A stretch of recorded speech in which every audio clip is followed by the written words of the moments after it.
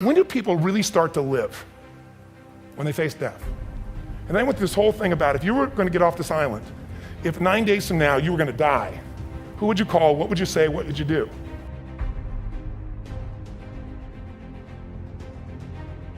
I'm not here to motivate you, obviously. You don't need that. And a lot of times that's what people think I do, and it's the furthest thing from it. What happens though is people say to me, well, I don't need any motivation. And I say, well, that's interesting. That's not what I do. I'm the why guy. I don't know why you do what you do. What is your motive for action? What is it that drives you in your life today, not 10 years ago, or are you running the same pattern? Because I believe that the invisible force of internal drive activated is the most important thing in the world. I'm here because I believe emotion is the force of life. All of us here have great minds. I really want to know what's driving you, and what I'd like to maybe invite you to do by the end of this talk is explore where you are today for two reasons. One, so that you can contribute more. And two, so that hopefully we can not just understand other people more, but maybe appreciate them more and create the kinds of connections that can stop some of the challenges that we face in our society today. They're only going to get magnified by the very technology that's connecting us. So I've had an obsession basically for 30 years. And that obsession has been what makes the difference in the quality of people's lives? What makes a difference in their performance? Because that's what I got hired to do. I got to produce the result now. That's what I've done for 30 years. I get the phone call when the athlete is burning down on national television and they were ahead by 5 strokes and now they can't get back on the course. And I got to do something right now to get the result or nothing matters. I get the phone call when the child is going to commit suicide and I got to do something right now. And in 29 years, I'm very grateful to tell you I've never lost one in 29 years. It doesn't mean I won't someday, but I haven't done it. And the reason is an understanding of these human needs that I want to talk to you about. So when I get those calls about performance, that's one thing, like how do you make a change? But also, I'm looking to see what is it that's shaping that person's ability to contribute, to do something beyond themselves. I look at life and say there's 2 master lessons. One is there's the science of achievement, which almost everyone in this room has mastered to an amazing extent.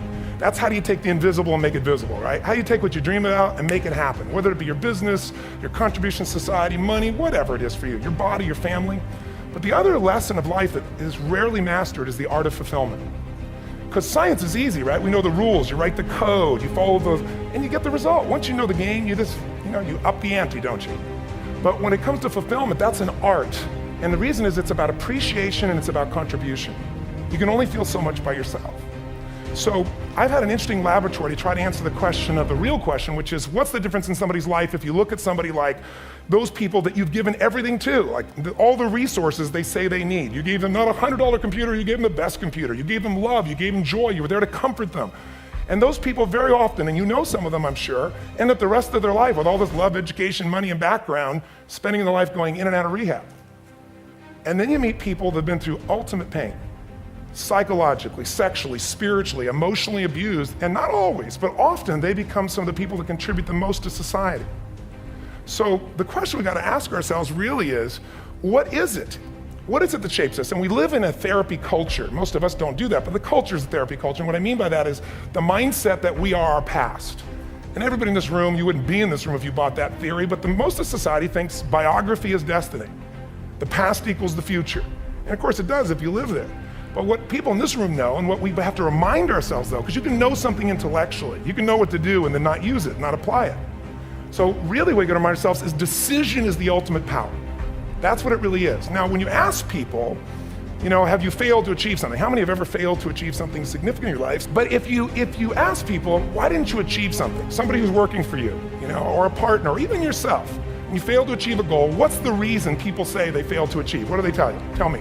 Come on, out loud.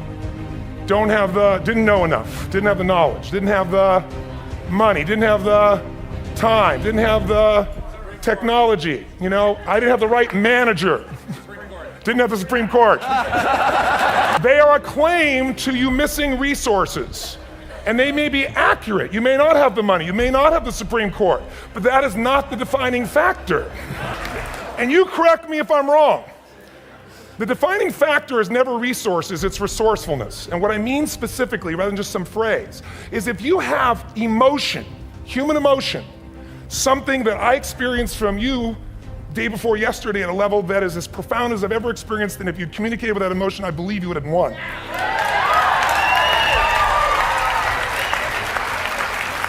But How easy for me to tell him what he should do.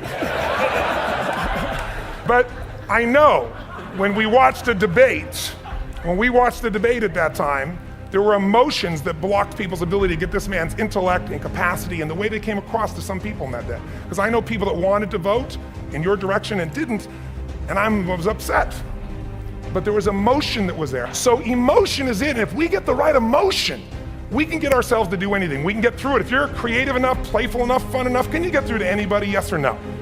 If you don't have the money, but you're creative and determined enough, you find the way.